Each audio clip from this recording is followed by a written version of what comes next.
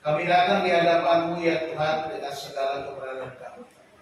Kami mau mendengarkan sebagian daripada firman-Mu ya Tuhan. Kami menyerahkan hati dan pikiran kami, jiwa roh kami. Penuhilah dengan roh-Mu ya Tuhan, penuhi dengan firman-Mu, agar hidup kami boleh berkenan di hadapan-Mu ya Tuhan. Kuduskan kami. Terlebih dalam sucikan kami, ampuni segala dosa pelanggaran kami supaya firman-Mu Tuhan memenuhi kami. Terima kasih Bapa di surga, ini kami Tuhan, kami siap mendengar firman-Mu. Berbicaralah kepada kami. Di dalam nama Tuhan Yesus Kristus kami berdoa. Haleluya. Amin. Salam. Silakan duduk Bapak Ibu. Merdeka. Merdeka. Merdeka.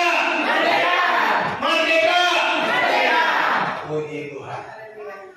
Hari ini jadi hari spesial, tepat 17 Agustus 2025 kita merayakan hari kemerdekaan negeri kita yang ke-80. Dan suatu syukur kita panjatkan kepada Tuhan. Oleh karena kita boleh memasuki usia yang cukup matang. Tetapi di tengah-tengah pergumulan bangsa kita tahu keadaan Indonesia tidak baik-baik saja. Tapi sebagai orang percaya, marilah kita terus berdoa, terus menopang bangsa kita dalam doa-doa kita. Sebab kita dipanggil untuk menjadi berkat bagi bangsa ini, amin. Kita dipanggil supaya kita menjadi terang. Kata orang Indonesia, gelap jadilah kita terang, amin. Jangan sampai kita ikut gelap. Kita akan menjadi berkat dimanapun kita ada. Hari ini karena hari kemerdekaan, maka khotbah saya beri judul Merdeka dalam Kristus. Mari kita bersama-sama membuka Alkitab kita, dibantu untuk roh. Dari kitab Galatia pasal 5 ayat 13 sampai 15. Mari kita membaca 3 ayat ini bersama-sama ya. Cuma 3 ayat, jadi kita baca bersama-sama. Galatia 5 ayat 13 sampai ayat 15. Demikian firman Tuhan. 1, 2, 3. Saudara-saudara, memang kamu telah dipanggil untuk merdeka, tetapi janganlah kamu menggunakan kemerdekaan itu sebagai kesempatan untuk kehidupan dalam dosa. Melainkan layaknya seorang akan yang lain oleh kasih. Sebab seluruh hukum Taurat tercakup dalam satu firman ini, yaitu kasihilah sesamamu manusia seperti dirimu sendiri. Tetapi jika kamu saling menggigit dan saling menelan, awaslah supaya jangan kamu saling membinasakan. Amin. Bapak Ibu Saudara yang dikasih Tuhan, kemerdekaan kita direbut atau dibayar juga dengan darah dan nyawa para pahlawan kita.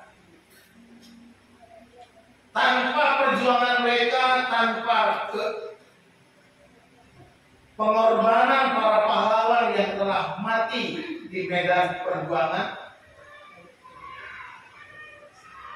mungkin kita berbeda dengan keadaan kita sekarang. Tapi kita patut bersyukur karena kita sudah memiliki kesatuan sebagai suatu bangsa yang merdeka. Namun Bapak Ibu Saudara yang dikasih Tuhan, kita harus masih terus berjuang di dalam kemerdekaan yang kita raih. Bung Karno bilang apa? Perjuanganku lebih mudah karena mengusir penjajah. Perjuanganmu akan lebih sulit karena melawan bangsamu sendiri. Artinya kita sebagai warga negara saat ini kita berjuang melawan bangsa kita sendiri. Terlebih masa kini sekarang ini kita lihat bagaimana kita harus berjuang. Korupsi merajalela. Barusan saya baca ada orang korupsi 1 triliun, tapi hidupnya bebas menjadi tahanan kota. Hanya di kakinya dikasih alat untuk mendeteksi kemana dia bergerak di 1 triliun. Bayangkan, tapi masih bisa bebas. Ada orang yang sudah divonis bersalah, masih bebas bergerak, sudah tahunan, berbagai macam. Inilah perjuangan yang kita harus lewati, yang harus jalani. Bangsa kita harus berani bertindak. Di dalam Alkitab berkata, karena perjuangan kita bukanlah melawan darah dan daging, tetapi melawan pemerintah-pemerintah, melawan penguasa-penguasa, melawan penghulu-penghulu dunia yang gelap ini, melawan roh-roh jahat di udara. Efesus pasal 6 ayat 12. Melawan kita bukan melawan darah dan daging. Apa yang kita lihat, pemerintah-pemerintah yang ada itu roh-roh jahat. Maksudnya sini bukan pemerintahan Indonesia, bukan penguasa-penguasa Indonesia, bukan. Tetapi yang dimaksudkan sini pemerintahan kuasa kegelapan, roh-roh jahat. Inilah perjuangan kita sebagai orang percaya. Selalu setiap saat perjuangan kita melawan kuasa-kuasa kegelapan. Sekalipun kita melihat misalnya rumah-rumah ibadah dirusak, dilarang, tetapi perjuangan kita bukan kepada orang yang merusaknya, tetapi ada roh-roh jahat yang bekerja melalui oknum-oknum tertentu sehingga terjadi pengerusakan, pengusiran, penganiayaan, pembakaran gereja.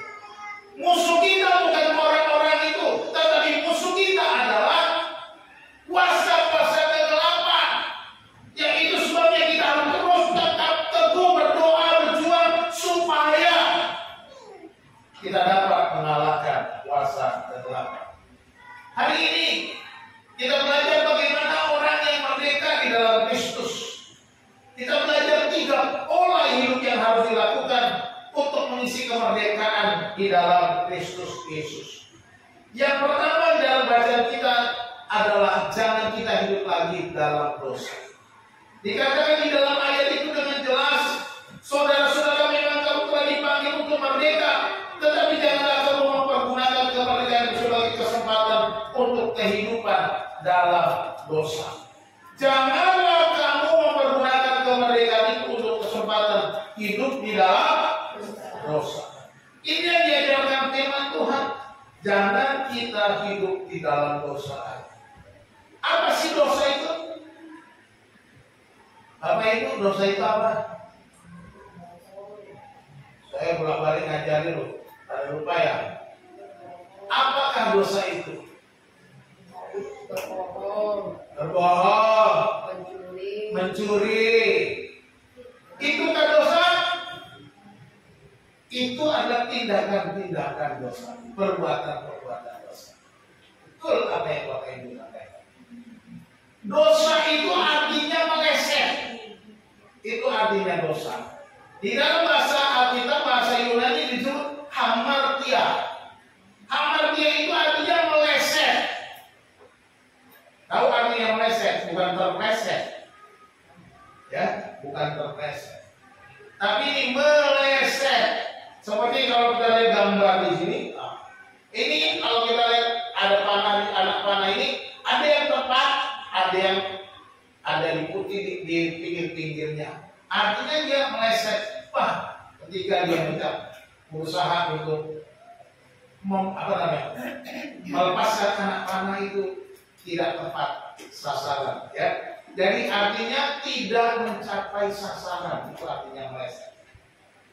Itu arti harafiah dari kata hamartia. yang diterjemahkan dalam bahasa Indonesia dosa. Diterjemahkan apa? Dosa.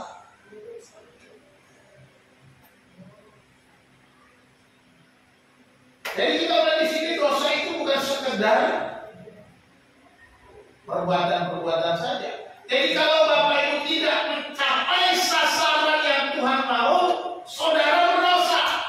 Saudara meleset dari rencana Allah, saudara berdosa. Itu termasuk berdosa.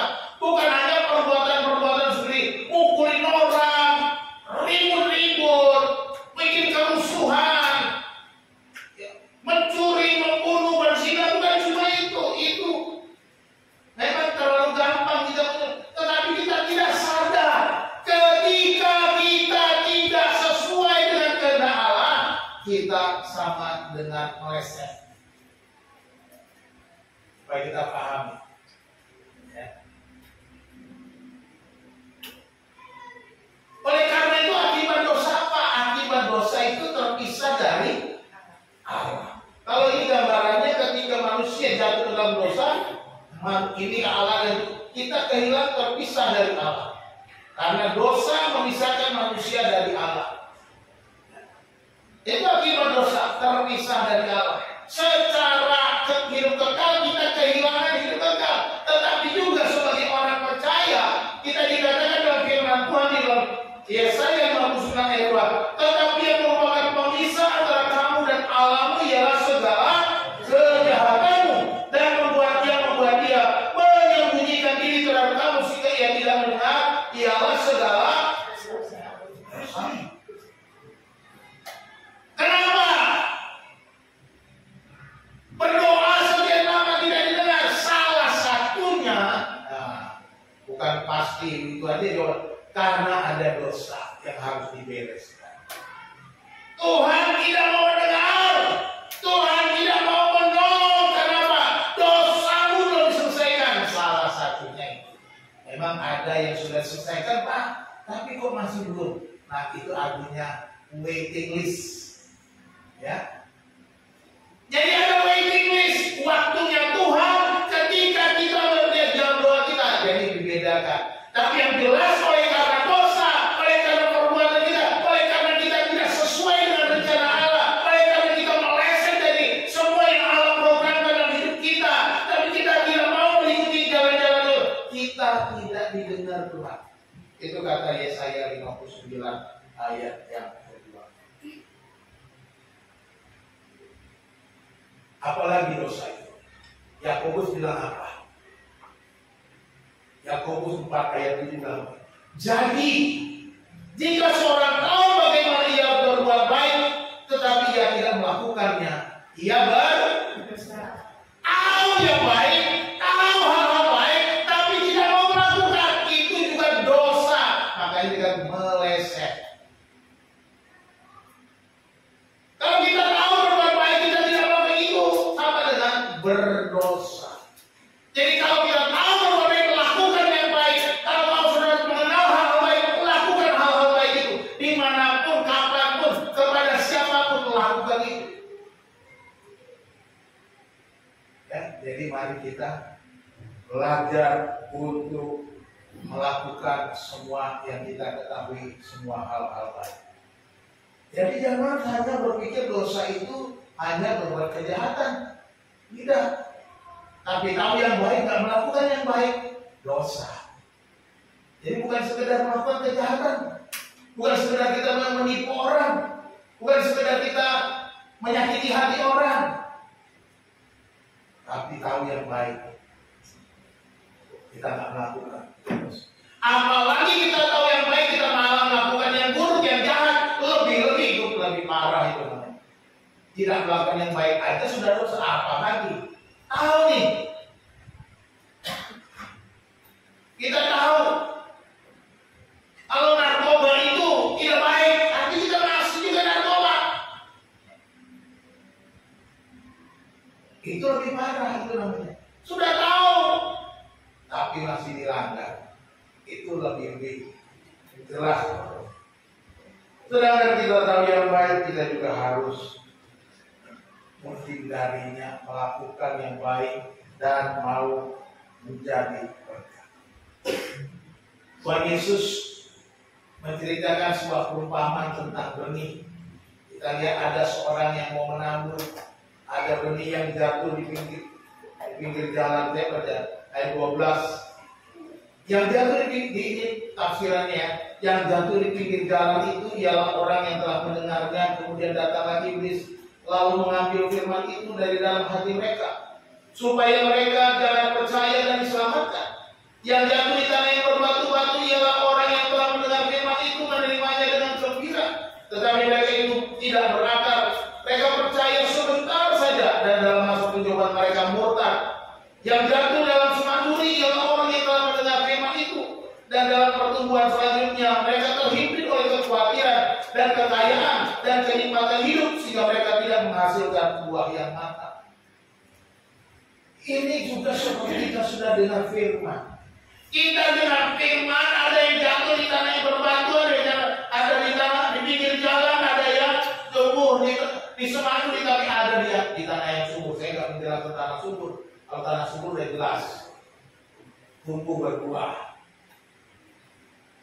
Banyak orang Kristen seperti ini, seperti tanah di pinggir jalan, seperti tanah yang berbatu-batu, seperti tanah yang ditumbuhi semak duri.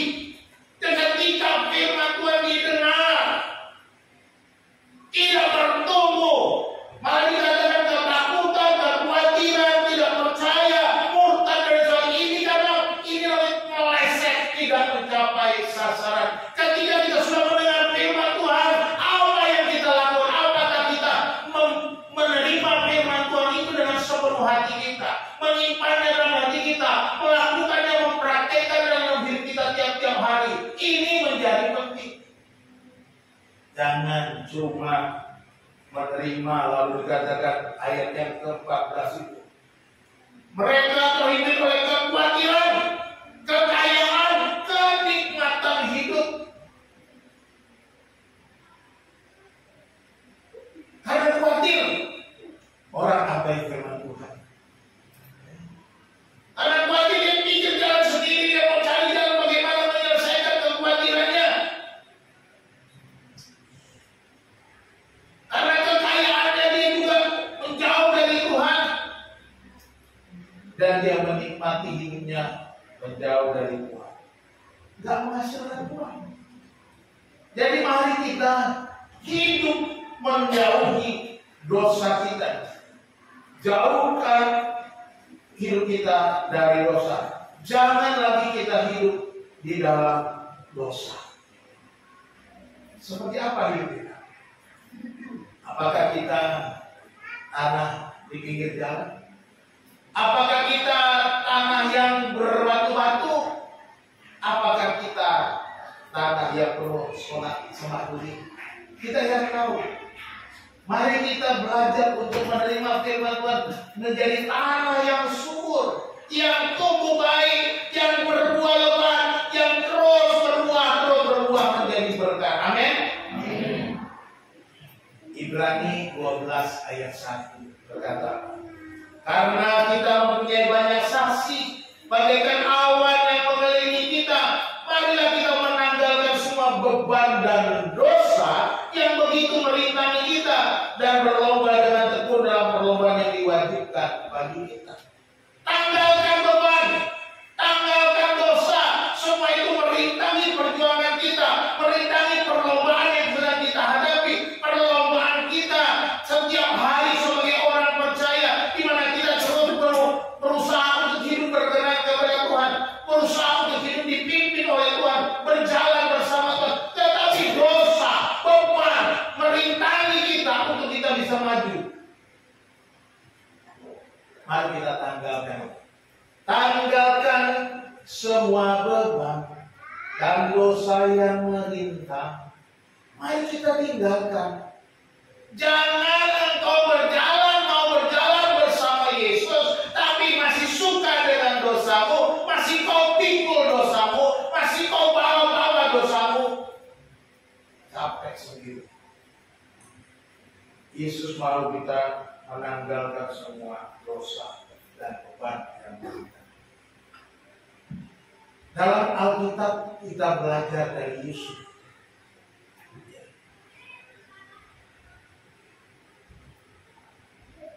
Di dalam Kejadian 39,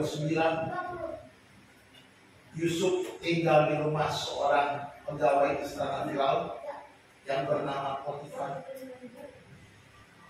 Yusuf dipercaya untuk mengurus rumah Potifar. Tetapi istri Potifar terpikat kepada Yusuf yang ganteng masih muda. Dia berusaha meraih Yusuf, berusaha mengajak Yusuf untuk bisa tidur dengan dia. Dan ayat 11 berkata, pada suatu hari masuklah Yusuf ke dalam rumah untuk melakukan pekerjaannya, sedang dari seisi rumah itu seorang pun tidak ada di rumah. Lalu perempuan itu memegang baju Yusuf sambil berkata, marilah tidur dengan aku.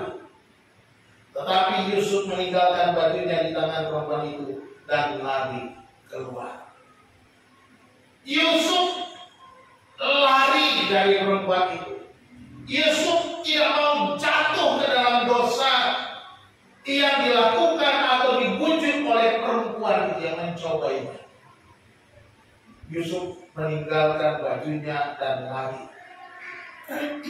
Tetapi resikonya Yusuf difitnah, akhirnya dimasukkan ke dalam penjara. Bapak Ibu sudah dikasih tahu, Pak, kalau begini mendingan kita nggak usah membuat yang benar. Kalau ini demi keselamatan kan boleh saja, Pak. Yang penting aman-aman. Gak ada yang tahu. Ya gak ada yang tahu. Potifar gak tahu. Cuma di rumah cuma berdua. Ya. Tapi Tuhan tahu. Jadi Bapak Ibu dikasih dan Tuhan, jauhi, tinggalkan, jangan lagi hidup dalam dosa. Ladang hidup. Ketika dosa itu merayu, mengkucu, mencobai kita, lari. Tinggalkan.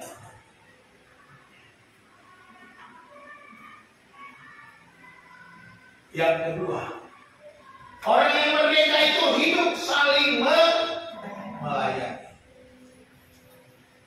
Mari kita ambil bagian dalam pelayanan. Melayani satu sama lain sebagai orang yang percaya. Dikatakan firman Tuhan, layanilah seorang akan yang lain oleh kasih.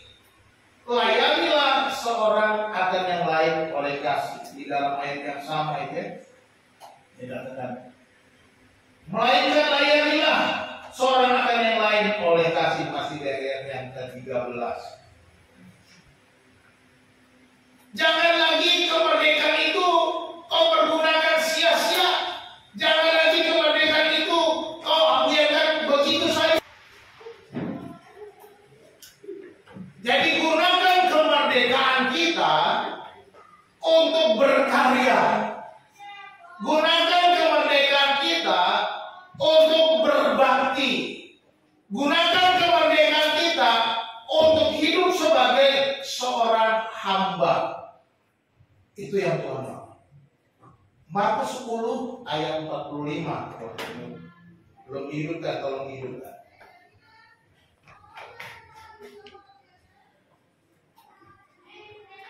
Markus 10 ayat 45 berkata, karena anak manusia juga datang bukan untuk dilayani, melainkan untuk melayani dan memberikan nyawanya menjadi tebusan bagi banyak orang. Yesus memberikan teladan. Yesus menyatakan bahwa dia datang bukan untuk dilayani. Dia datang bukan untuk diservis oleh para murid, oleh siapa saja. Tetapi dia datang untuk melayani. Bahkan dia datang untuk memberikan nyawanya bagi tebusan banyak orang. Ini yang Yesus lakukan. Makanya ketika Yesus sebelum menyelesaikan pelayanannya, dia juga membasuh kaki murid-muridnya, menyatakan bahwa dia mau melayani mereka. Sekalipun Yesus adalah guru mereka, pemimpin mereka, tetapi Yesus memberi teladan. Kalau kau mau menjadi yang terbesar, jadilah pelayan. Ya. Di dalam ayat berikutnya, di situ berbeda sekali.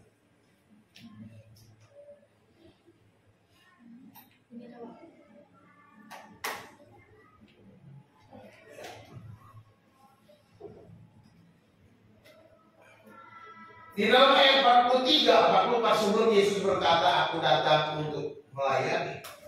Untuk melayani bukan untuk dilayani. Dia berkata, tidaklah demikian di antara kamu. Barang siapa ingin menjadi besar di antara kamu, hendaklah yang menjadi pelayanmu. Dan barang siapa ingin menjadi yang terkemuka di antara kamu, hendaklah yang menjadi hamba untuk semuanya. Jadi Yesus menekankan pentingnya kita melayani. Pentingnya kita menjadi seorang abdi, seorang hamba yang merendahkan diri. Kita boleh melayani satu dengan yang lain. Sebab inilah panggilan kita. Kemerdekaan kita justru mengajarkan supaya kita menjadi hamba. Ini merupakan sebuah kontras, ya.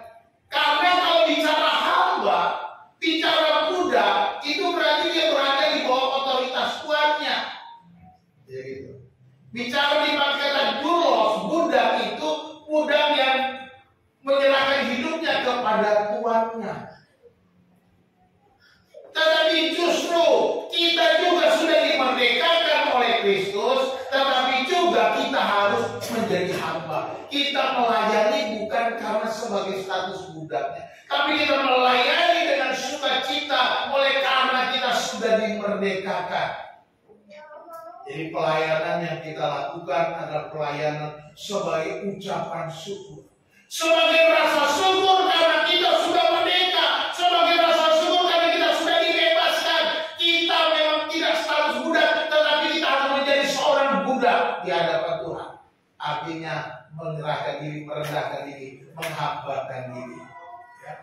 Statusnya bukan budak, statusnya orang merdeka. Tetapi sikapnya tetap menjadi seorang hamba yang melayani dengan sukacita, melayani dengan sukarela, melayani sebagai rasa syukur kepada Tuhan. Bapak Ibu saudara dikasih Tuhan, kalau kita sudah dimerdekakan, kita harus melayani. Layanilah Tuhan sesuai dengan karunia yang Tuhan berikan. Ada berbagai macam karunia yang kita punya. Mari kita melayani dengan karunia-karunia atau talenta-talenta yang kita miliki. Layani Tuhan dengan doa. Layani Tuhan dengan bernyanyi. Jadi singer. Hari ini ada singer baru, kita terima kasih untuk Elizabeth yang hari ini menjadi singer perdananya. Sudah SMP soalnya dia, nggak mau sekolah minggu lagi. Melayani Tuhan, melayani mungkin hal-hal kecil, mengumpulkan persembahan. Melayani Tuhan apa saja kita bisa lakukan untuk Tuhan. Hal-hal kecil, tetapi semuanya di mata Tuhan sama. Saudara melayani Tuhan sebagai singer, sebagai worship leader, dengan sebagai seorang pendeta yang berkhotbah, semua di mata Tuhan sama. Tidak lebih hebat pendeta, tidak lebih hebat para singer, para WA, tidak daripada orang yang mengumpulkan. Semuanya sama di mata Tuhan. Karena tidak ada satu tubuh Kristus, the body of Christ. Gambaran ini, ya, the body of Christ. Satu tubuh, masing-masing melayani segala macam bisa kita lakukan dalam pekerjaan Tuhan. 1 Petrus 4 ayat 10 bilang, layanilah seorang yang lain sesuai dengan karunia yang telah diperoleh tiap-tiap orang sebagai pengurus yang baik dan kasih karunia Allah. Jadi ini penting bagi kita. Pak, saya nggak tahu karunia apa yang saya punya. Kalau nggak tahu, mari kita temukan bersama. Kita bisa pakai. Jadi bisa saudara datang kepada saya. Kita akan cari di mana kira-kira saudara bisa melayani. Mulai dari hal yang kecil. Mari kita melayani Tuhan sesuai karunia yang Tuhan berikan kepada kita. Jangan pernah berpikir, saya nggak punya karunia. Tidak, pasti ada sedikitnya satu karunia yang Tuhan berikan kepada kita. Tidak mungkin tidak ada. Karena kita adalah tubuh Kristus.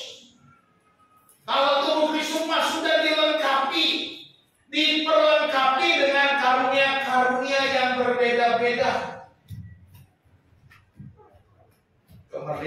kita harus kita pergunakan untuk melayani Tuhan. Kita lihat juga teladan Yusuf. Apa sih yang diberikan? Teladan yang mana? Apakah dia melayani? Kita lihat di dalam Kejadian 50. Ketika Yakub bapaknya sudah meninggal, saudara-saudaranya datang kepada Yusuf minta ampun, minta maaf, lalu siap menjadi budak. Tetapi Yusuf menjawab saudara-saudaranya. Tetapi Yusuf berkata kepada mereka, janganlah takut, sebab aku inikah pengganti Allah.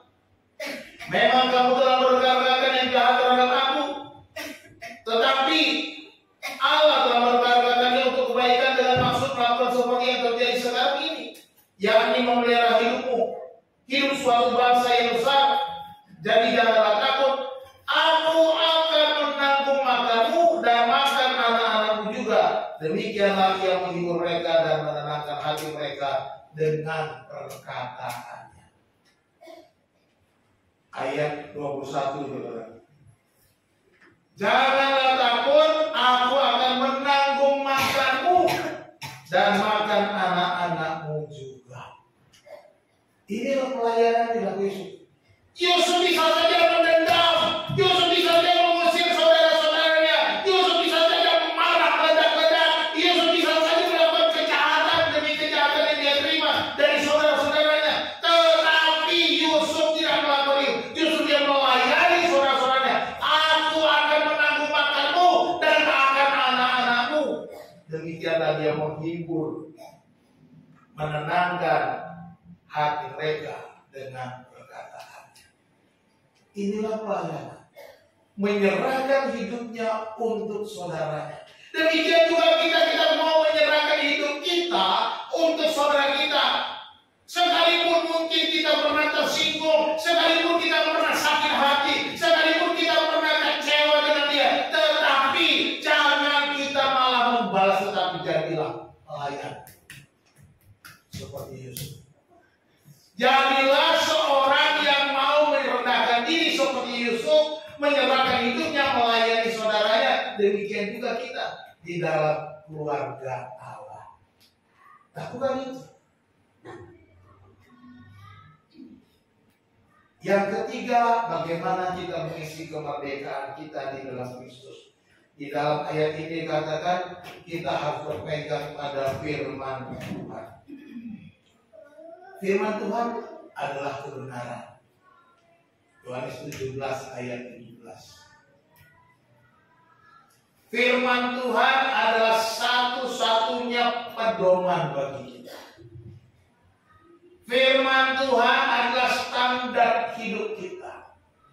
Nggak ada yang lain sebagai orang merdeka. Sebagai orang yang sudah merdeka di dalam Kristus, kita harus pegang firman Tuhan. Inilah pedoman kita. Kalau di dalam negara Indonesia ada Undang-Undang Dasar 45 dan Pancasila, maka kita punya undang-undang yang dasar bagi kehidupan kekristenan kita, yaitu firman Allah.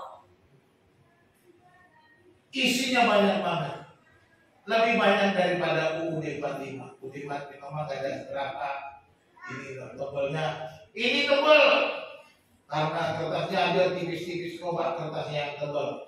Mungkin bawahnya juga berat, ya. Tapi sudah dibuat kertas tipis yang luar biasa dan kita bisa baca firman. Jadi firman Tuhan adalah kebenaran yang harus kita pegang sebagai standar hidup. Di dalam ayat itu dikatakan ayat sebab seluruh hukum Taurat tercakup dalam satu firman ini, yaitu kasihlah sesamamu manusia seperti dirimu sendiri. Perhatikan itu. Paulus berkata seluruh hukum Taurat tercakup dalam satu firman, yaitu kasihlah sesamamu manusia seperti dirimu sendiri. Maksudnya apa? Kita harus pegang firman Tuhan. Apa yang ada dalam firman Tuhan kita pegang. Kasihlah sesamamu manusia seperti dirimu sendiri. Ini firman Tuhan.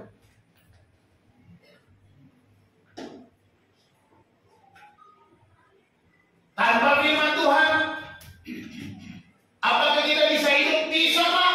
Di sana banyak orang hidup tanpa firman Tuhan. Betul. tapi mereka tidak punya tujuan yang jelas, tidak punya arah yang benar, tidak punya jalan dan tujuan yang tepat, karena mereka berada dalam jalan yang sesat. Pemasmur bilang apa? Firman Tuhan adalah pelita. Mazmur 119 ayat 105. Firman-Mu itu pelita bagi kakiku dan cahaya terang bagi jalanku. Ada cahaya. Mazmur 119 ayat 105.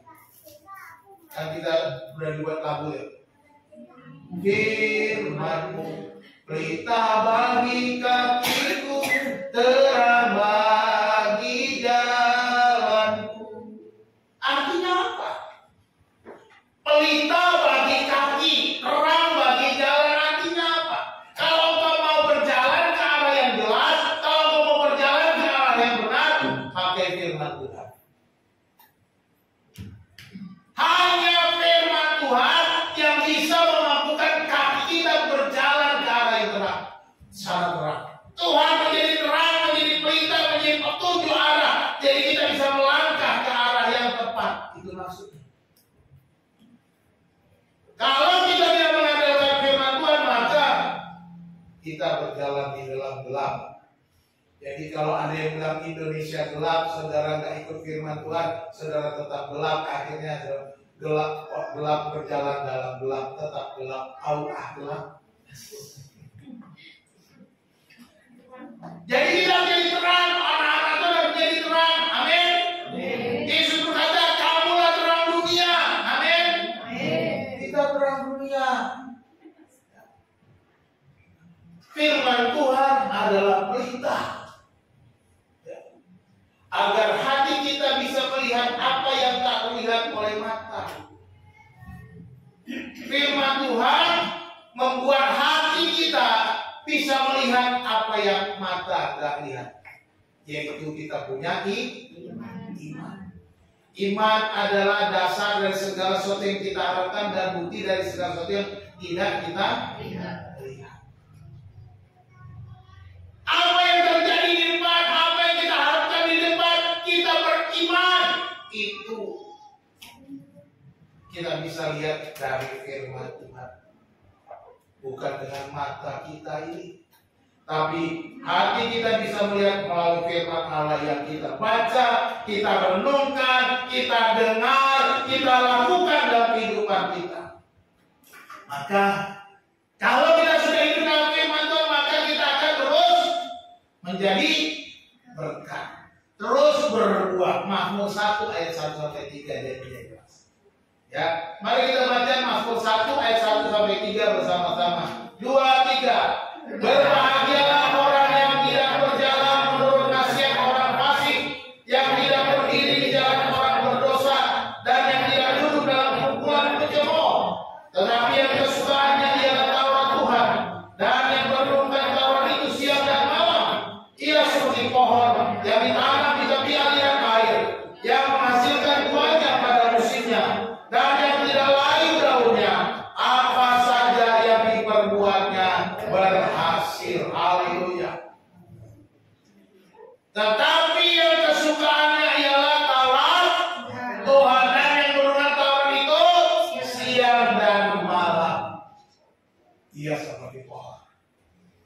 Kita digambarkan seperti pohon, bukan sekedar pohon, bukan sekedar pohon biasa, tapi pohon yang ditanam di tepi aliran air. Artinya kalau kita hidup dalam firman Tuhan, kita tidak kekurangan kebutuhan makanan kita. Amin. Pohon yang tidak kekurangan air. Kita tidak akan kekurangan sumber kehidupan kita. Amin. Yang menghasilkan buahnya pada musimnya, yang selalu berbuah pada musimnya. Tidak ada yang gagal, tidak ada pohon yang gagal kalau dia hidup dengan firman Tuhan.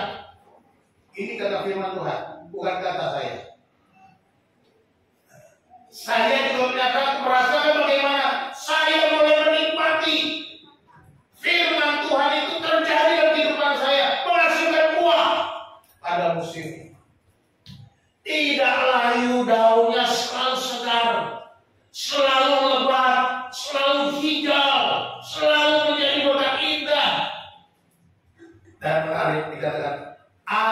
saja yang diperbuatnya berhasil. Haleluya, beri kemuliaan buat Tuhan. Kalau kita hidup dengan firman Tuhan, sebagai orang yang merdeka di dalam Kristus, maka kemerdekaan itu akan nampak dengan buah. Buah apa yang kita tunjukkan di dalam keluarga kita? Buah apa yang kita tunjukkan di dalam gereja kita? Buah apa yang kita tunjukkan dalam komunitas kita? Akan nampak. Kalau kita hidup dengan firman Tuhan, maka buahnya pasti buah yang baik. Buah yang menjadi berkat. Dan apa yang saudara lakukan pasti berhasil. Pak, saya sudah melakukan firman Tuhan, saya masih begini-begini aja, Pak. Bagaimana ini, Pak? Bisa, apakah ini benar atau tidak? Sekali lagi saya katakan, waiting list.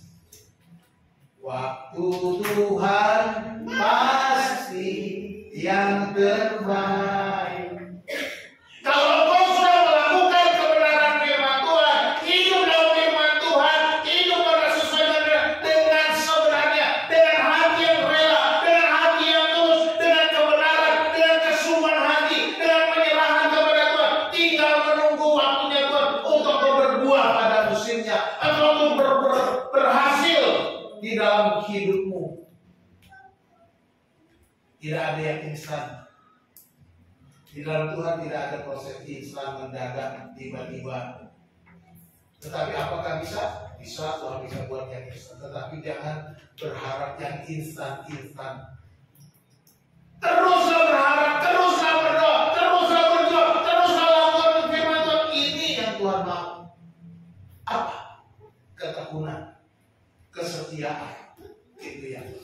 Inilah tanda-tanda orang yang merdeka di dalam Yesus. Ketika kita menghadapi musuh, apa yang kita perlukan? Yang kita perlukan adalah firman Tuhan. Sebab firman Tuhan itu pedang. Efesus pasal 6 ayat 17 berkata, dan terimalah ketopong semen dan pedang roh, yaitu firman Allah. Kita nggak bisa melawan musuh kita tanpa firman Allah. Yesus ketika dicobai oleh itu, dia berkata, ada tertulis, ada tertulis, ada tertulis. Itu artinya, kau mau melawan iblis, kau lawan dengan pedang roh, dengan firman Tuhan. Itu yang bisa mengalahkan musuh.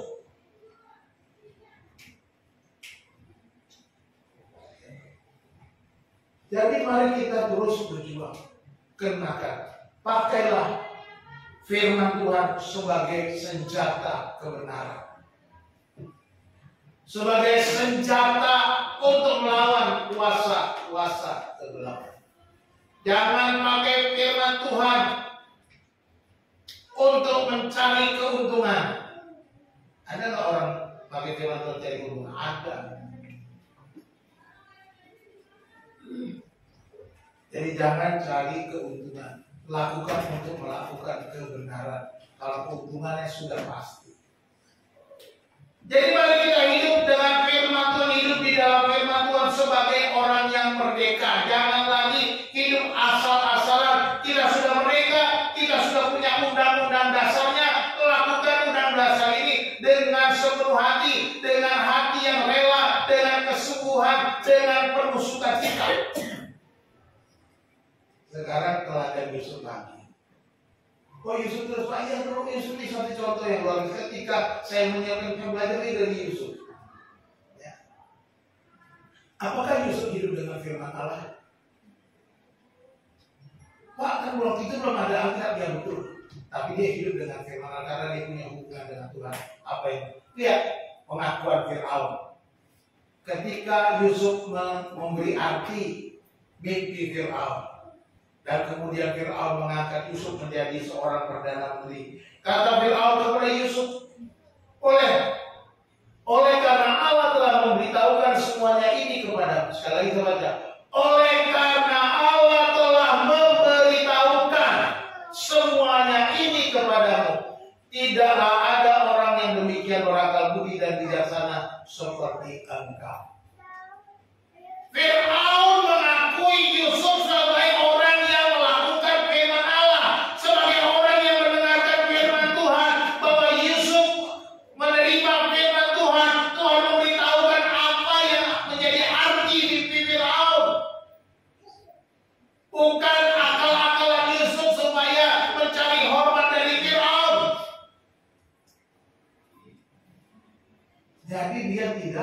asal-asalan.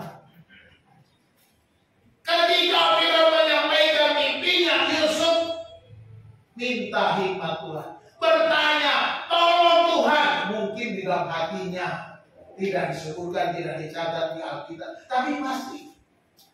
Dan firman Tuhan menginspirasi dia, berbicara kepada dia, menyampaikan arti mimpi dari Firaun. Memang Yesus katakan Allah yang memberitakannya kepadaku. Aku nggak bisa apa-apa. Jadi kita melihat di sini, Yusuf pun hidup dengan bersandar kepada firman Tuhan. Jangan lagi hidup dalam dosa. Yang kedua, melayani sesama, saling melayani. Yang ketiga, hidup dalam firman Tuhan. Inilah tanda orang merdeka. Kita lihat kesimpulan. Merdeka di dalam Kristus. Jangan hidup lagi di dalam dosa. Dosa itu kalau disingkat menjadi dalam oposisi seteru Allah. Dosa juga kan, DOSA. Kita menjadi lawannya Tuhan. Kita menjadi seterunya Tuhan ketika kita melakukan dosa. Hiduplah dalam kasih karunia Allah sebagai orang yang merdeka. Sekarang kita hidup dalam kasih karunia, dalam anugerah. Kita bukan lagi seorang budak, bukan lagi seorang hamba, tetapi orang merdeka. Hidup dalam kasih karunia Tuhan artinya kita harus hidup dengan penuh syukur. Yang kedua, merdeka dalam Kristus, kita hidup saling melayani satu sama lain dalam kasih. Dan dasarnya itu kasih. Kasih agape, kasih tanpa pamrih, kasih bukan supaya kita dikasih. Bukan gitu. Kalau kita melayani supaya kita dapat timbal balik, itu bukan melayani dengan kasih. Kita punya motivasi yang keliru, motivasi yang salah. Tapi melayani dengan kasih, kita melayani sebagai seorang yang hidup dalam kasih karunia dengan penuh sukacita. Melayani Allah menjadi sebuah kewajiban bagi kita, panggilan kita. Ya, jangan menunggu untuk melayani, tetapi segera berikan diri untuk melayani. Jangan tunggu layani Tuhan. Jangan tunggu sampai tarsok tunggu tua aja. Ya, kalau tunggu tua nanti keburu dipanggil Tuhan, gak sempat melayani. Kasihan. Yang ketiga, merdeka dalam Kristus, kita harus berpegang kepada firman Tuhan. Firman Tuhan adalah pedoman hidup kita, gak ada yang lain. Pedoman standar hidup orang percaya hanya firman Allah. Awali setiap hari diisi firman Tuhan seperti Anda mengisi daya HP. Siapa tadi pagi atau tadi malam ngisi ngecas handphonenya? Pasti saya ngecas. Pasti semuanya ngecas kan? Gak mau kan keluar rumah HP-nya lowbat? Ada ini yang perlu keluar rumah HP-nya lowbat? Enggak. Kalau saudara tahu baterai HP harus dicas, terlebih kita perlu dicas setiap hari. Ngecasnya pakai apa? Pakai firman Tuhan. Ngecasnya pakai apa? Pakai firman Allah. Pakai kita baca Alkitab kita. Jangan dianggurin Alkitab kita. Kita harus dicas. Supaya apa? Semangat baru, hidup baru, konsep baru, punya prinsip-prinsip baru yang harus kita lakukan. Kalau kita dicas setiap hari, kita akan penuh semangat melayani. Jadi inilah orang yang merdeka di dalam Kristus. Selamat hari ulang tahun kemerdekaan Republik Indonesia ke-80 buat semua kita warga Indonesia. Tuhan Yesus memberkati kita. Ini balik lagi. Kenapa ini? Mari kita berdoa. Bapa di dalam surga, kami mengucap syukur untuk kasih setiamu, untuk firman Tuhan yang mengajar kami untuk merdeka di dalam Kristus, agar kami menjauhkan hidup dalam dosa, meninggalkan kebiasaan dosa, agar kami hidup melayani satu dengan yang lain di dalam kasih, dan kami boleh hidup berdasarkan, bergantung atau mengandalkan firman Tuhan. Tuhan, inilah kami. Kalau kami hal selama ini lalai, alfa dalam segala kehidupan kami sebagai orang yang merdeka. Kami mau Tuhan mulai hari ini kami mulai merdeka dari Kristus. Boleh menjadi berkat, menjadi terang, menjadi garam bagi bangsa kami, bagi keluarga kami, bagi teman kami, bagi gereja kami, dimanapun kami ada. Kami boleh menjadi terang. Terima kasih Tuhan, kami mengucap syukur untuk firman Tuhan yang sudah kami dengar. Terangilah hati kami Tuhan, tuntunlah jalan kami. Janganlah firman-Mu Tuhan menjadi pelita bagi kaki kami dan terang bagi jalan-jalan kami. Penuhi kami dengan Roh yang kudus. Hamba-Mu berhenti berbicara, ya Roh Kudus, biarlah Engkau terus berbicara kepada kami, mengingatkan dan menolong kami supaya kami berjalan di dalam kebenaran. Terima kasih Bapa, terima kasih. Kami mengucap syukur untuk firman Tuhan. Hanya di dalam nama Yesus Kristus Tuhan dan Juru Selamat kami. Haleluya. Amin.